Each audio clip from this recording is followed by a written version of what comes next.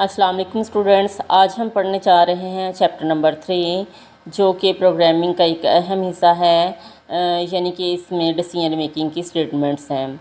तो प्रोग्रामिंग में हमें ऐसी सिचुएशन अक्सर मिलती है कि हमें एक इफ़ कंडीशन लगाना काफ़ी नहीं होता, बल्कि हमें बार बार कंडीशन को चेक करवाना होता है। इसके लिए हम इफ़ एल्स लैडर को इस्तेमाल करते हैं। यानी कि इफ़ के बाद एक कंडीशन के बाद मुख्तलिफ एल्स लगाते हैं और हर कंडीशन को बारी बारी चेक किया जाता है।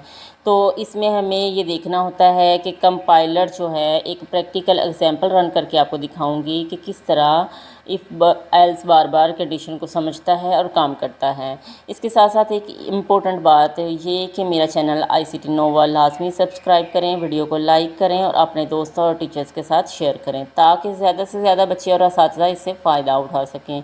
जिन बच्चों के पास लैपटॉप या कंप्यूटर नहीं है, वो भी आसानी से मेरे साथ कोड को समझ सकते हैं, क्योंकि मैं step by step practical run करके दिखाती हूँ। इस तरह आप घर बैठे इजीली प्रोग्रामिंग सीख सकते हैं। तो चलते हैं प्रैक्टिकल एग्जांपल की तरफ। Enter user type. सबसे पहले तो आपने यूज़र टाइप बतानी है। डी डोमेस्टिक के लिए और सी कमर्शियल के लिए। आप घर के लिए अगर बिल बनाना चाहते हैं तो मैं डी एंटर करती हूँ। डी एंटर करके मैंने जब एंटर का बटन प्रेस किया तो enter number of unit consumed, हमने कितने यूनिट किए हैं, आपके कितने यूनिट हुए कुछ बता दो। 156 यूनिट। 156 यूनिट मैंने बताया। तो 156 यूनिट हुए तो टोटल इलेक्ट्रिसिटी बिल जो है 1872 रुपये है। अब भी हम चाहते हैं कि हम देखते हैं कि 200 से ज़्यादा अगर यूनिट हैं और वो भी डोमेस्टिक के। डी का दोबारा से रन करते हैं, डी का, और ये मैं 200 से ज़्यादा 375 कर लेती हूँ, 200 से ज़्यादा 400 से कम है। तो इसका 5025 रुपये बिल है। अब ये फार्मूले की तरफ चलते हैं। ये कम है ना, पहले भी डी ही एंटर किया था।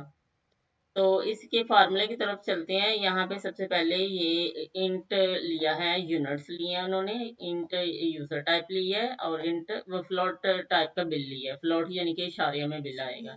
और ये जो बिल हमारी टोटल अमाउंट आई है, ये फ्लोट डाटा टाइप की वजह से ये यहाँ पे इशारिया। अगर यहाँ पे इन डाटा टाइप कर देते तो यहाँ पे इशारिया नहीं आना था। जहाँ पे भी हम फ्लोट डाटा टाइप करेंगे तो वो इशारिया 00 चाहे आए, इशारिया में ही आएगा। इसके साथ ही हम करेंगे प्रिंट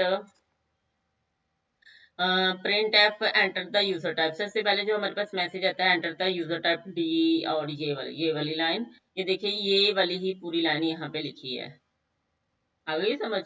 ये लाइन रन होके हमारे पास यहाँ पे शो होती है। इसके बाद स्कैन एफ की मदद से वो हमसे इनपुट लेते हैं, जैसे कि मैंने डी दी, तो ये इनपुट लेते हैं और फिर enter the number of unit consumed. फिर ये वाली लाइन चलती है, यानी कि ये वाली जो लाइन है ना, ये वाली लाइन यहाँ पे लिखी हुई है, enter the number of unit consume. आइए समझ। और फिर यहाँ पे यूनिट्स उसने लिए हैं हमसे, ये जो मैंने एंटर किए हैं उसके लिए ये फार्मूला ये लिखा हुआ है, scan F percent D. Percent D का मतलब है कि ये इंट में जाके सेव होगा। और ये कौन से इंट में जाके सेव होगा, ये यूनिट्स वाले, ये वाले इंट में जाके सेव होगा।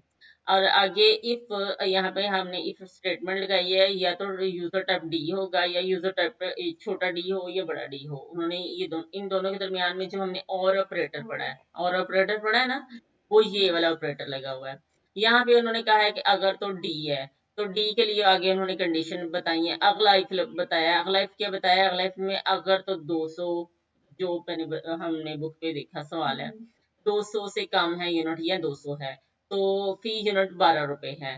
अगर या फिर दूसरे फिर दोबारा सिर्फ लगा दिया। अब वहां पे हमने जो ग्रेड लगाया था वहां पे ओनली हम एल्स लगा रहे थे, दोबारा से हम कंडीशन नहीं लगा रहे थे। लेकिन हम यहाँ पे दोबारा कंडीशन लगा रहे हैं, क्योंकि यहाँ पे हमारी कंडीशन ही चेंज है, वहां पे हमारी कंडीशन चेंज नहीं थी। और यहाँ पे हम कह रहे हैं कि 400 से कम है यूनिट, तो ये बिल बना दो 15 रुपए के हिसाब से। और फिर यहाँ पे हम ये कह रहे हैं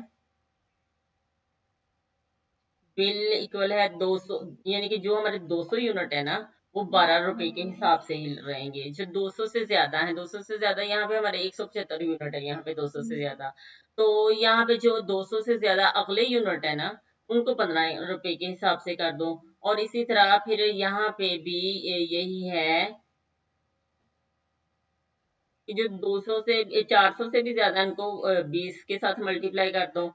और फिर एल्स और फिर इफ अगर यूजर टाइप सी है। अब यहाँ पे एक इफ ये है और उसके अंदर नेस्टेड इफ, ये नेस्टेड इफ है, ये कौन सा है, नेस्टेड इफ है। और जो ये वाला इफ है ना, एक कंडीशन ये है और उसके टाइप की दूसरी कंडीशन ये है। यहाँ पे देखें, यहाँ पे इफ लगाया, यहाँ पे इफ आ गया, यहाँ पे ये एल्स इफ तो नहीं आया ना, ये इफ के अंदर इफ फिर लगाया है। अब इफ, इस इफ का एल्स इफ ये लगाया है, यानी कि इस इफ के अंदर दो इफ लगाए हैं। कितने इफ लगे हैं, दो इफ।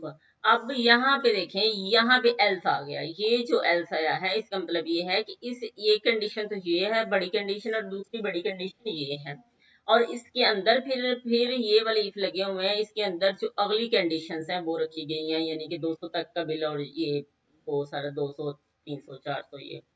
इसके बाद जो इनवैलिड यूजर टाइप आ जाएगा, अगर फर्ज करें कि मैं यहाँ पे रन करने के बाद यहाँ पे मैं एंटर करती हूँ, मैं एच करती हूँ, जो कि यहाँ पे मौजूद ही नहीं है, तो क्या आ गया, enter number of unit consumed.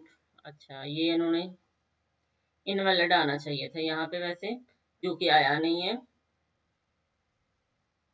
यहाँ पे इनवैलिड आना चाहिए था मैसेज।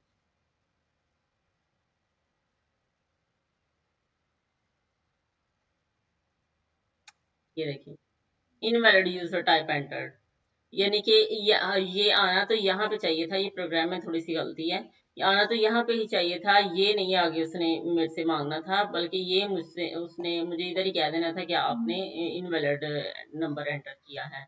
आई होप कि आपको सही समझ आई होगी कि नहीं।